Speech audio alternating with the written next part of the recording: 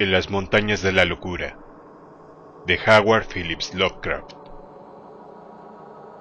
La regularidad de la galería que se abría ante nosotros, y también la mayor abundancia de excrementos de pingüino que había en aquel lugar, evitaba errar el camino en aquella plétora de bocas de caverna igualmente grandes.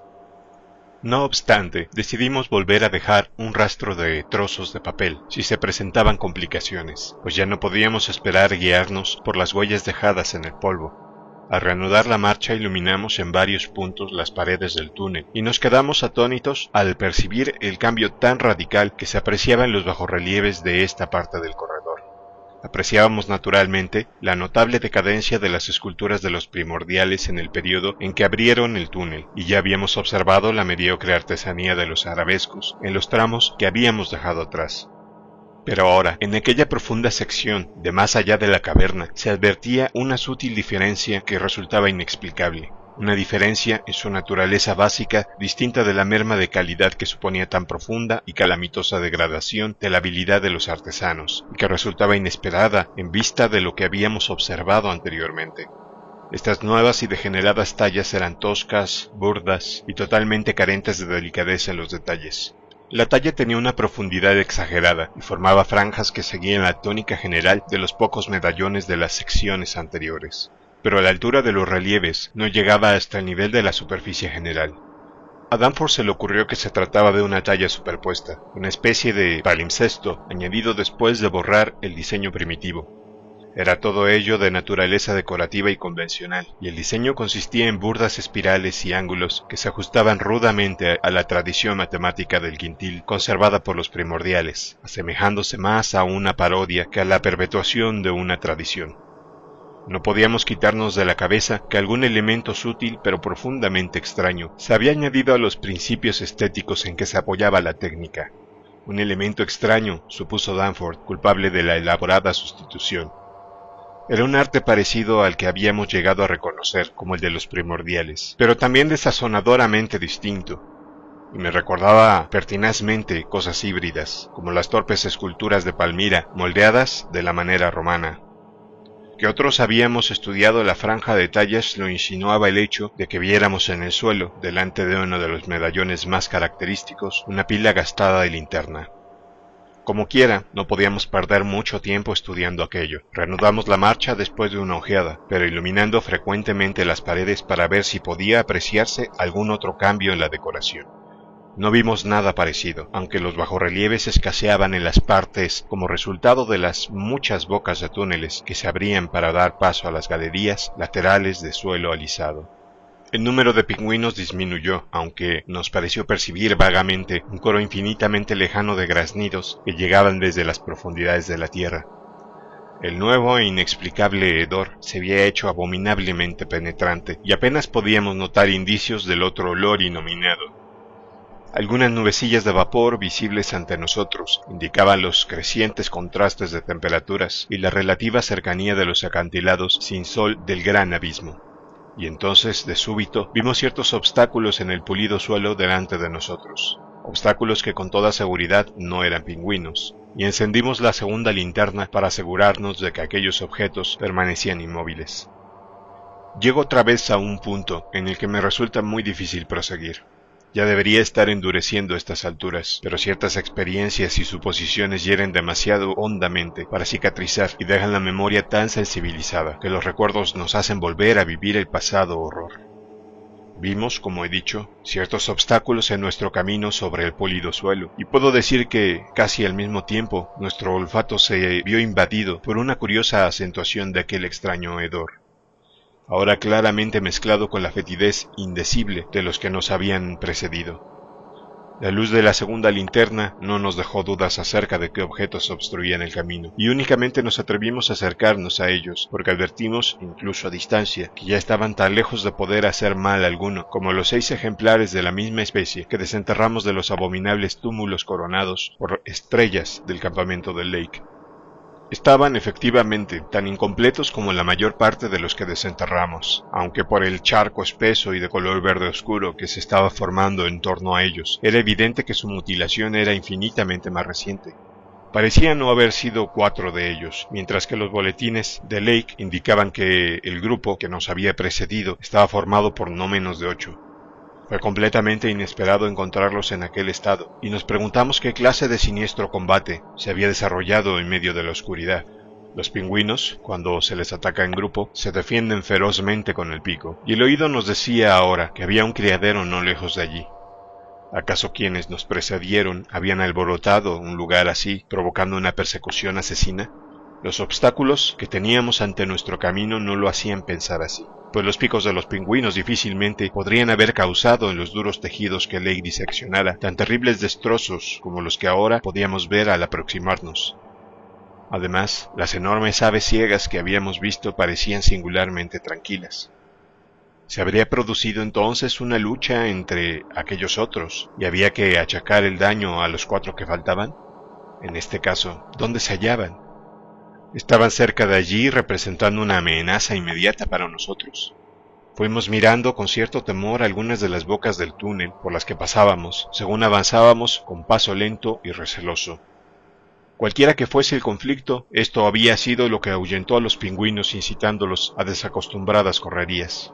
Seguramente la cosa había ocurrido cerca del lugar en que habitaban, junto al insondable abismo, de más allá, desde donde habían llegado hasta nosotros los lejanos graznidos de las aves, pues no se percibían señales de que vivieran por allí. Tal vez había habido una terrible lucha en la que el grupo más débil fue aniquilado por el más fuerte cuando trataban de llegar a los trineos escondidos. Cabía imaginar el diabólico combate entre seres indeciblemente monstruosos que surgían del negro abismo, rodeados de bandadas de pingüinos frenéticos graznando y huyendo lo más velozmente posible. Afirmo que nos acercamos lenta y recelosamente a los objetos mutilados que yacían en medio de nuestro camino. Ojalá nunca nos hubiéramos aproximado a ellos y hubiésemos salido a todo correr de aquel túnel execrable de suelo escurridizo y de paredes cuajadas de decoraciones decadentes que copiaban los seres que habían reemplazado. Ojalá hubiéramos retrocedido antes de ver lo que vimos y antes de que quedara grabado a fuego en nuestra mente algo que nunca nos permitirá volver a respirar tranquilamente. La luz de las 2 linternas cayó sobre los objetos caídos de tal manera que pronto nos percatamos de cuál era el factor predominante de su mutilación. Machacados, aplastados, retorcidos y rotos como estaban, lo que caracterizaba a todos ellos era que estaban decapitados. Todas las cabezas de equinodermo provistas de tentáculos estaban cortadas, y según nos acercamos, vimos que al parecer habían sido descabezados más por diabólico desgarro o succión que mediante cualquier forma habitual de corte. El maloliente licor de color verde oscuro que de ellos fluía formaba un charco grande que iba en aumento, pero su fetidez quedaba medio anulada por un nuevo y más extraño hedor, más penetrante allí que en ningún otro lugar de nuestro camino. Tan solo cuando habíamos llegado muy cerca de los obstáculos desparramados en el suelo, pudimos comprender de dónde procedía aquel segundo e inexplicable olor, y tan pronto como lo hicimos Danforth, recordando ciertas tallas muy elocuentes de la historia de los primordiales en la era pérmica, es decir, hace 150 millones de años, no pudo contener un grito de angustia que despertó los ecos de aquel pasadizo abovedado y arcaico de los relieves de palimpsesto. Yo mismo estuve a punto de gritar también, pues había visto igualmente los frisos primigenios, y había admirado estremecido la forma en que el anónimo artista había dado a entender la horrible capa de viscosidad que cubría a unos primordiales mutilados y caídos en tierra, aquellos a los que los terribles Shoggoths habían dado muerte y succionado hasta dejarlos sin cabeza en la guerra en que habían vuelto a sojuzgarlos. Eran bajorrelieves infames, producto de pesadillas, aunque narraban episodios de remotísima antigüedad, pues ningún ser humano debiera ver los Shoggoths y sus obras, ni criatura alguna debiera representarlos con imágenes. El demente autor del Necronomicon había tratado de afirmar bajo juramento que ninguno se había engendrado en este planeta, y que solamente soñadores toxicómanos los habían imaginado. Protoplasma informe, capaz de adoptar y reproducir todas las formas, órganos y procesos, aglutinaciones viscosas de células burbujeantes, esferoides elásticos de 15 pies, infinitamente plásticos y dúctiles, esclavos de la sugestión, constructores de ciudades, cada vez más sombríos, cada vez más inteligentes, cada vez más anfibios y más miméticos. Dios santo, ¿qué clase de demencia induciría a aquellos primordiales blasfemos a utilizar y plasmar semejantes seres?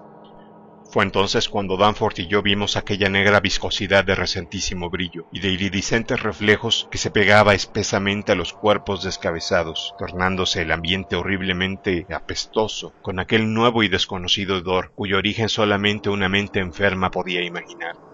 Aquella viscosidad que se pegaba a los cuerpos y brillaba, menos espesamente en un trozo de pared esculpida de nuevo, con una serie de puntos agrupados.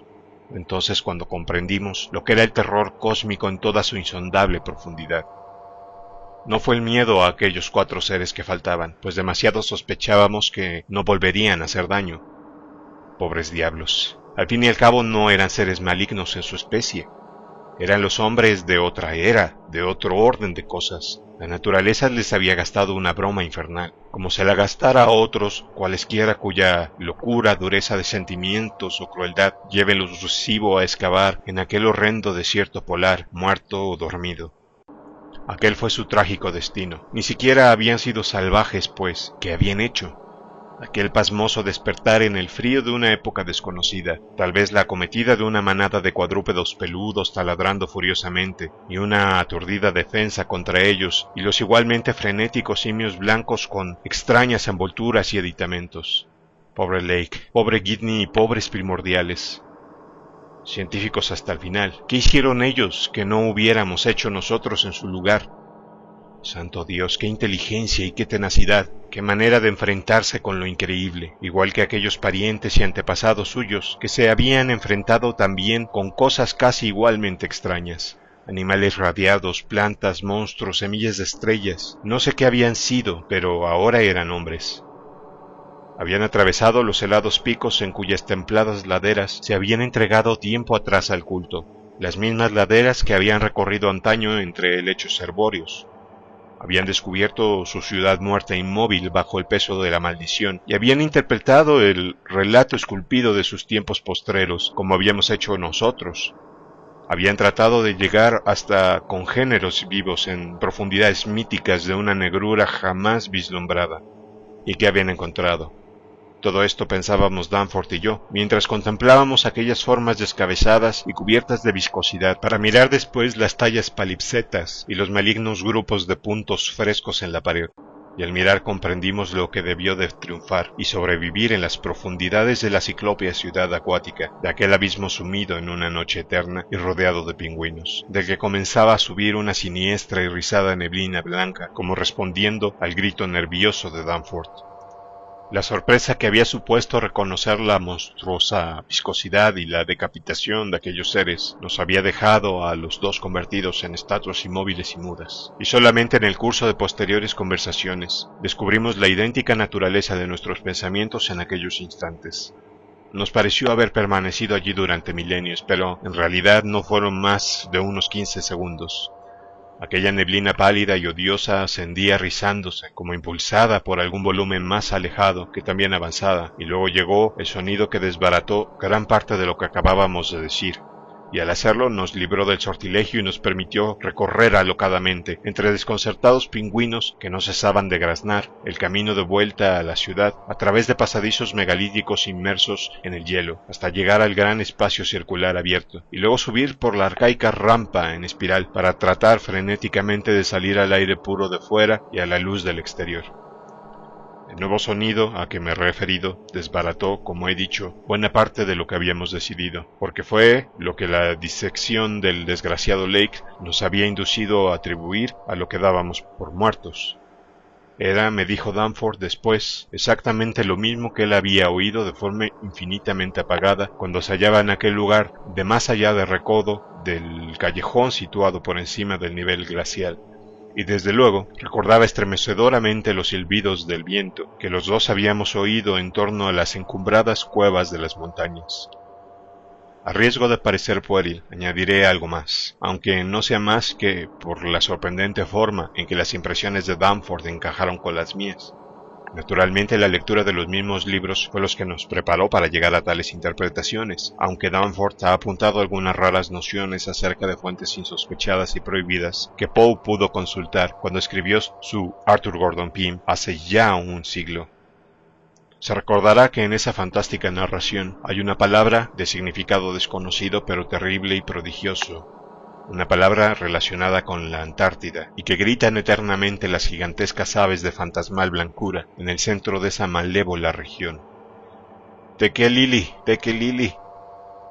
Eso fue exactamente, lo reconozco, lo que nos pareció articulaba aquel repentino ruido tras la blanca neblina que avanzaba, aquel insidioso silbido musical que se dejaba oír avanzando una gran escala singularmente amplia. Antes de que se oyeran 3 notas o 3 sílabas, ya corríamos desenfrenadamente, aunque sabíamos que la rapidez de los primordiales permitiría a cualquier superviviente de la matanza que, aletargado por el grito, pudiera perseguirnos, darnos alcance en un instante si deseaba hacerlo. Teníamos una vaga esperanza, sin embargo, de que un comportamiento pacífico por nuestra parte y el mostrar una razón parecida a la suya podía inducir a un ser de esa naturaleza a hacernos gracia de la vida en caso de captura, aunque no fuera más que por curiosidad científica. Después de todo, si no veía nada que temer, no tendría motivo para hacernos daño.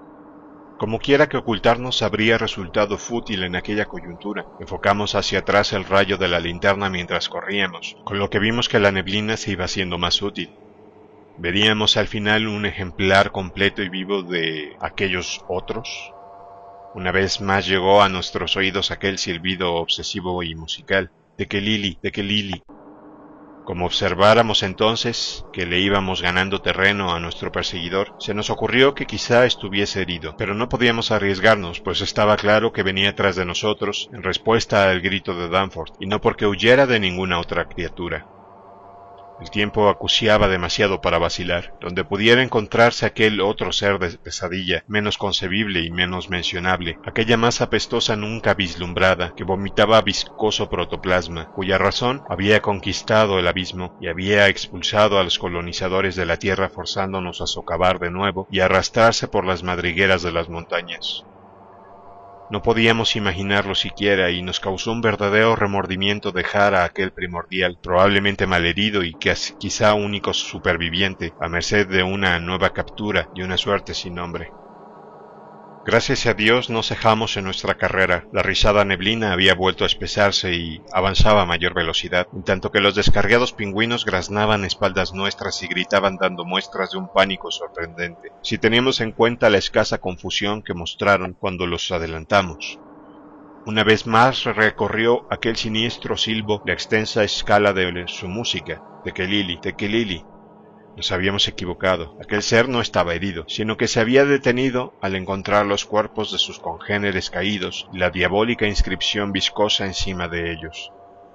Nunca sabríamos qué mensaje diabólico sería aquel, pero los enterramientos en el campamento de Lake nos habían indicado la mucha importancia que daban a sus muertos.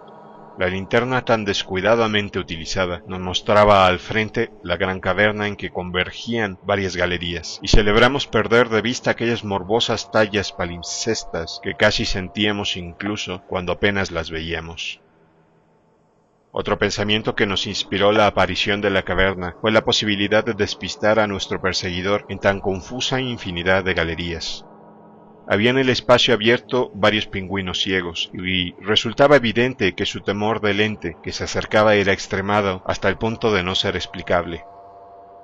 Si disminuíamos la luminosidad de la linterna hasta dejar solamente la luz indispensable para caminar y la manteníamos fija delante de nosotros, los movimientos y los atemorizados graznidos desacompasados de aquellas enormes aves sumidas en la neblina tal vez apagaran el ruido de nuestros pasos, ocultando nuestro verdadero trayecto y creando de alguna forma una pista falsa.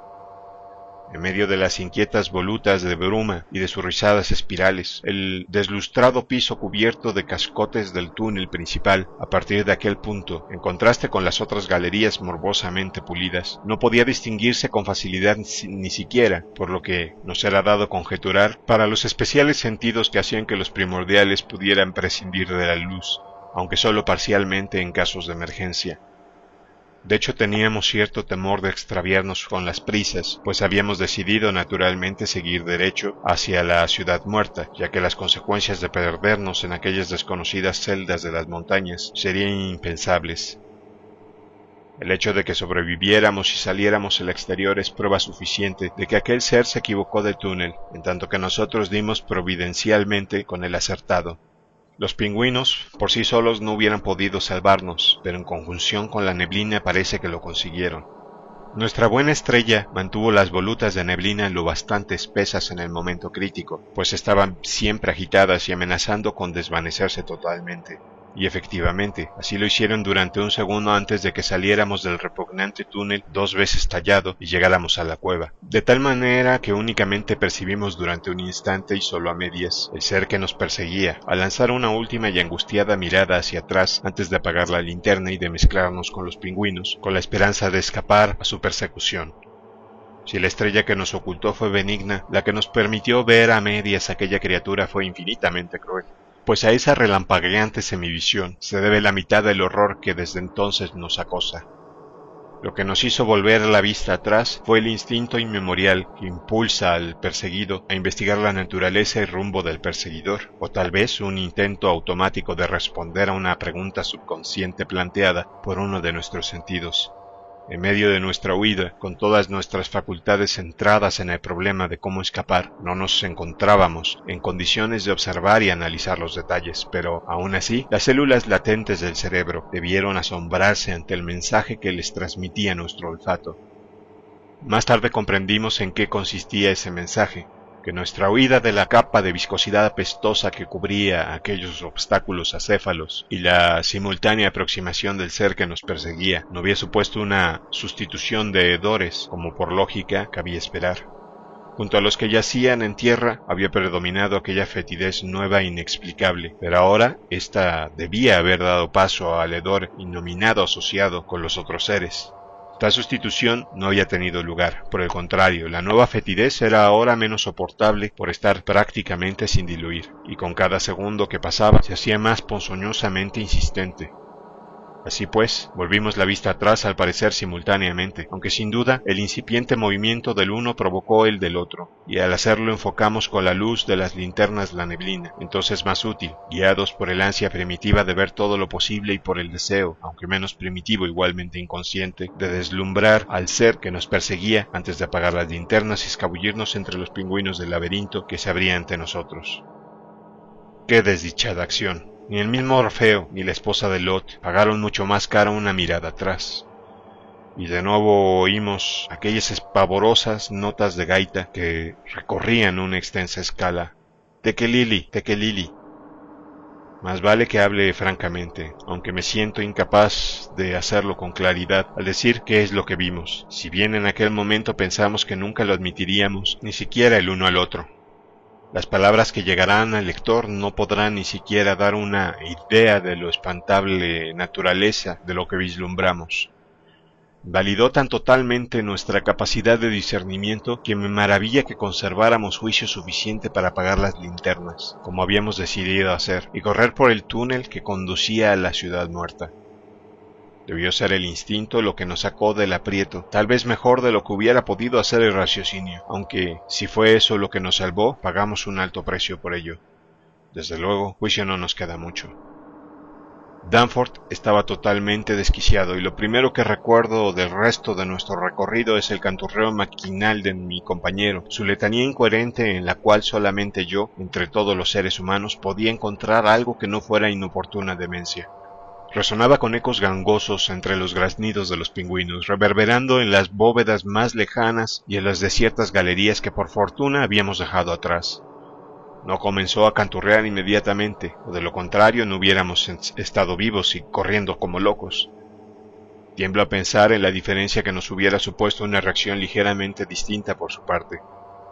South Station, Washington, Park Street, Kendall, Central, Harvard. El pobrecillo recitaba los nombres de las estaciones del suburbano de Boston a Cambridge, que atravesaba las apacibles tierras de la patria, a millares de leguas de distancia, en Nueva Inglaterra, y sin embargo para mí tal letanía ni resultaba incoherente, ni me traía recuerdos del hogar, pues reconocía en ella con absoluta certidumbre la monstruosa, la nefanda analogía que lo había sugerido. Habíamos esperado ver al volver la cabeza, si la neblina se había diluido lo bastante, un ser espeluznante e increíble en movimiento. Nos habíamos formado una idea clara acerca de aquel ente, pero lo que pudimos ver, pues, para colmo de males, la neblina efectivamente se había aclarado. Fue algo completamente diferente e inconmensurablemente más horrendo y detestable. Aquello era la encarnación real de Lo que no debe ser, del autor de novelas fantásticas, y la analogía que más se aproxima a su realidad es un enorme tren subterráneo, tal como se le ve a su llegada desde el andén de una estación.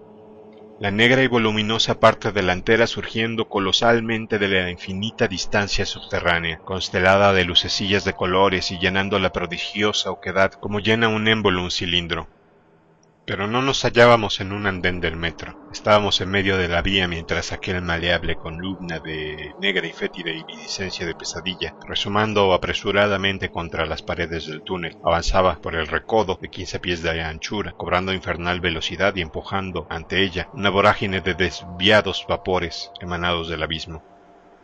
Era un algo terrible, indescriptible, mayor que cualquier tren subterráneo, un conjunto informe de protoplasma burbujeante, tenuemente luminoso, con miradas de efímeros ojos que se formaban y desvanecían constantemente como pústulas de luz verdosa, cubriendo completamente el frente que llenaba el túnel y que estaba a punto de abalanzarse sobre nosotros aplastando en su camino a los desalados pingüinos y resbalando sobre el reluciente suelo que, junto con sus congéneres, había limpiado aviesamente de toda clase de basura. Aún volvió a oírse aquel grito ultraterreno y burlón, Tekelili, Tekelili, y fue entonces cuando recordamos al fin que los satánicos Shoggoth, dotados por los primordiales de vida, capacidad mental y diversas configuraciones de órganos maleables, pero carentes de lenguaje hablado, excepto aquel que expresaban los grupos de puntos, carecían también de voz, exceptuando los sonidos que imitaban de sus desaparecidos amos. Danforth y yo recordamos haber salido al gran hemisferio adornado con esculturas y haber recorrido el camino de vuelta a través de ciclópeas estancias y corredores de la ciudad muerta. Mas son estos meros fragmentos de sueños que no suponen recuerdos de volición, ni de detalles ni de esfuerzo físico. Era como si nos encontráramos flotando en un mundo nebuloso o en dimensiones carentes de tiempo, causalidad u orientación. La penumbra gris del gran espacio circular nos serenó algo, pero no nos acercamos a los trineos escondidos ni volvimos a mirar al desgraciado Gidney ni al perro. Los dos tienen un extraño y titánico mausoleo, y espero que cuando le llegue el fin a este planeta, nada haya perturbado su paz. Fue mientras subíamos trabajosamente por la colosal espiral cuando sentimos por primera vez, al respirar el sutil aire de la meseta, la terrible fatiga y el ahogo que nos había causado aquella carrera. Pero ni siquiera el temor a un colapso pudo inducirnos a detenernos antes de llegar a los normales dominios exteriores del sol y del cielo. Hubo algo vagamente apropiado en nuestro abandono de aquellas soterradas épocas, pues según subíamos jadeantes por la rampa del cilindro de 60 pies y arquitectura más que megalítica, vimos al pasar una continua procesión de magníficas tallas plasmadas con la técnica depurada anterior a la decadencia de la raza desaparecida, un adiós de los primordiales esculpido hacía 50 millones de años. Al salir finalmente por la parte superior, nos encontramos sobre un montón de piedras desmoronadas, con los muros curvilíneos de otras esculturas más altas elevándose al oeste y las taciturnas cumbres de las grandes montañas asomando a lo lejos, sobre los edificios más derruidos que se veían hacia el este.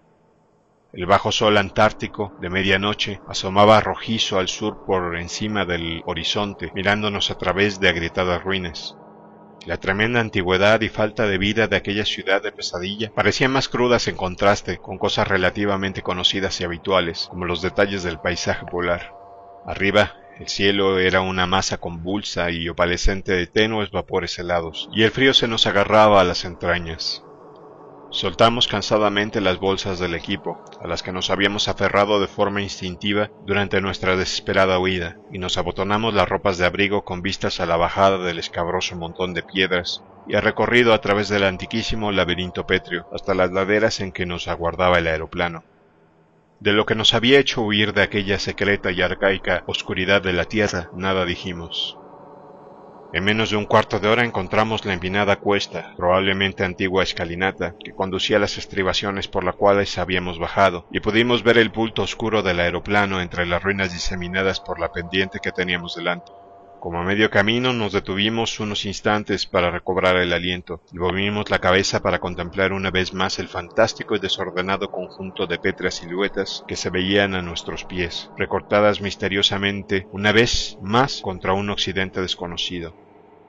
Al hacerlo, vimos que el cielo del fondo había perdido la neblina mañanera. Los volátiles vapores del cielo habían ascendido hasta el cenit, en donde sus burlonas siluetas parecían estar a punto de formar algún extraño dibujo que temiera definir de forma plena o concluyente. Se revelaba ahora en el lejano horizonte blanco de más allá de la grotesca ciudad una tenue y difusa línea de picos color violeta, cuyas aguzadas cumbres se elevaban como en un sueño contra el cautivador color rosa del cielo occidental. Hacia la altura de este tenebroso borde ascendía gradualmente la inmemorial altiplanicie, y el hundido cauce del río desaparecido la cruzaba serpenteando como irregular cinta de sombra. Durante un segundo admiramos, conteniendo el aliento, la cósmica belleza sobrenatural del espectáculo, y luego un vago terror comenzó a apoderarse de nosotros, pues aquel lejano contorno violáceo no podía ser sino las terribles montañas de la tierra prohibida, las más altas cumbres de la tierra y el centro de todo el mal terrestre, el albergue de horrores sin nombre y de secretos arcaicos, rehuidos y respetados por quienes temían desentrañar su significado. Lugares nunca hollados por ningún ser vivo terrenal, pero visitados por siniestros resplandores y transmisores de extraños haces de luz a través de las planicies en la noche polar. Sin duda alguna, el desconocido arquetipo del temido Kadat en el helado desierto de más allá de la aborrecida Len, a la que aluden evasivamente los meros mitos legendarios. Si los mapas y los bajorrelieves de aquella ciudad prehumana no mentían, aquellas misteriosas montañas color violeta no podían encontrarse a una distancia muy inferior a las 300 millas, y sin embargo su apagada y hechizada silueta se recortaba con total pureza por encima del remoto y nevado borde, como el filo cerrado de un monstruoso y extraño planeta a punto de ascender hacia desacostumbrados cielos. Su altura tenía que ser, por tanto, tremenda e incomparable, llevándolas hasta tenues estratos atmosféricos solamente poblados por espectros incorpóreos, de los cuales algunos osados aviadores habían podido hablar apenas entre susurros, luego de haber conservado milagrosamente la vida tras caídas inexplicables. En tanto que las contemplaba pensé, con inquietud, en ciertas esculpidas insinuaciones acerca de lo que el gran río desaparecido había arrastrado hasta la ciudad desde sus malditas laderas. Me pregunté en qué proporción estarían representadas la razón y la insensatez en el medio de los primordiales, que tan recelosos se mostraban de esculpirlas. Recordé que su extremo septentrional tenía que estar próximo a la tierra de la Reina María, donde en aquellos momentos la expedición de Sir Douglas Mawson estaría trabajando seguramente a una distancia de menos de 1000 millas de donde me hallaba. Deseé que ningún malhadado accidente permitiera a Sir Douglas y a sus hombres columbrar lo que pudiera haber más allá de la protectora cordillera de la costa. Estos pensamientos dan una idea del estado de nerviosa inquietud en que me hallaba, y Danforth parecía estar aún peor.